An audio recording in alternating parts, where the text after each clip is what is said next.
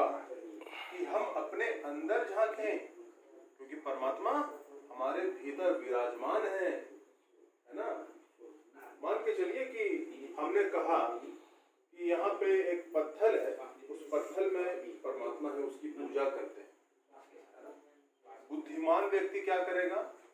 उस पत्थर के अंदर भी भगवान है, वो जानता है, लेकिन वो ये भी जानता है कि मेरे अंदर भी ईश्वर का ही स्वरूप है, इसलिए मैं जीवित हूँ। वो व्यक्ति उस पत्थर के अंदर की चीजों को तो नहीं समझ सकता है, लेकिन वो व्यक्ति अपने अंदर की भावनाओं को जरूर समझ सकता है।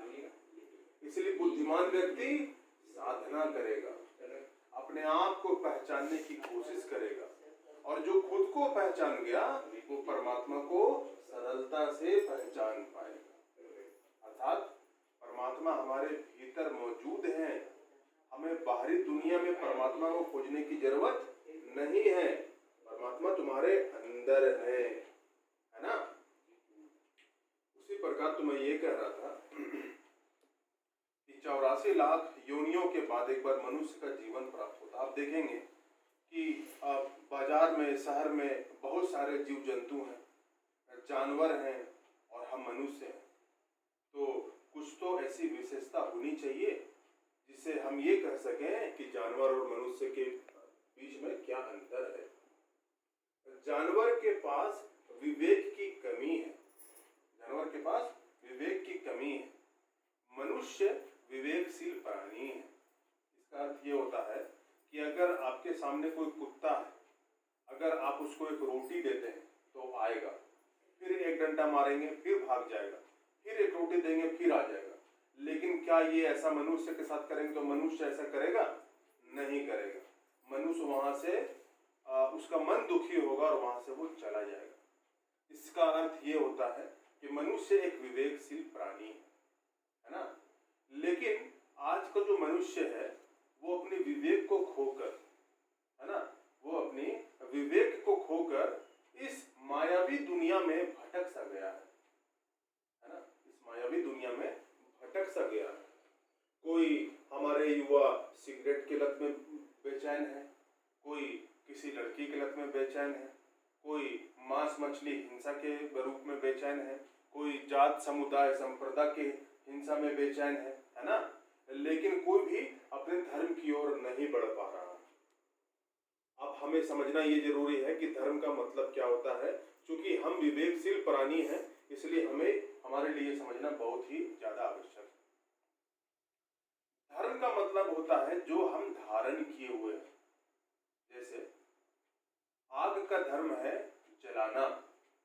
अब आग के सामने आप हीरा लेके जाइए, लोहा लेके जाइए या डेड बॉडी लेके जाइए, वो उस चीज को जला देगी। उसी प्रकार मनुष्य का क्या धर्म है? कोई भी व्यक्ति सुख चाहता है, कोई भी व्यक्ति दुख नहीं चाहता है।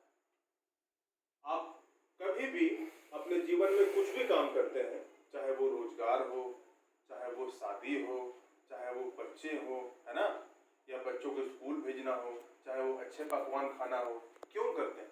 क्योंकि उससे हमारे मन को सुख की प्राप्ति होती है। इसलिए ना हम लोग कोई भी काम करते हैं। कोई व्यक्ति दुख पाने के लिए वो काम नहीं करता। कहा गया है इंद्रियों के माध्यम से, इंद्रियां क्या है?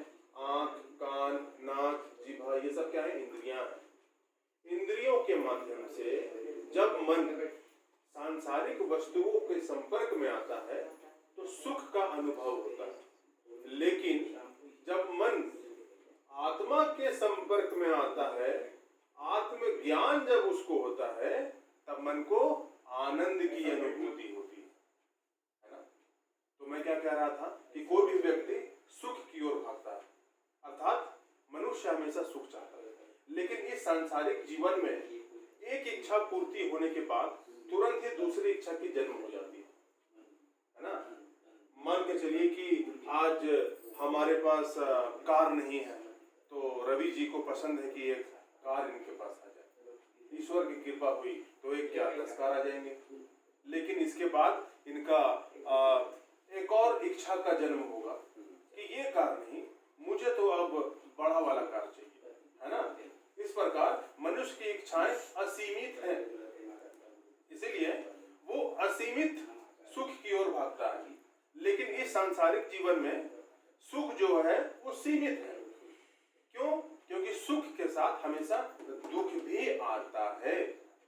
जैसे एरोप्लेन हमने बना लिया, एरोप्लेन से यात्रियों को सुख का अनुभव होता है, लेकिन अगर वही एरोप्लेन जहाज जो है आसमान में अगर क्रैश कर गया तो कितने लोगों की मृत्यु भी तो हो सकती है, तो दुख का अनुभव भी हो सकता है ना। इसलिए मैंने पहले कहा कि जब हम बाहरी वस्तुओं के संपर्क में हमारा मन आता है तो सुख का अनुभव होता है, लेकिन जब व्यक्ति आत्मज्ञान को हासिल करता है, जब व्यक्ति आत्मा के संपर्क में आता है, तब क्या होता है?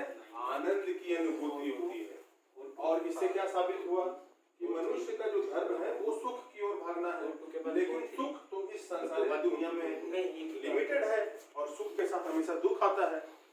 तो इसका मतलब क्या हुआ कि मनुष्य आनंद की प्राप्ति करना चाहता है, वो उसका धर्म है। लेकिन आनंद कहाँ है?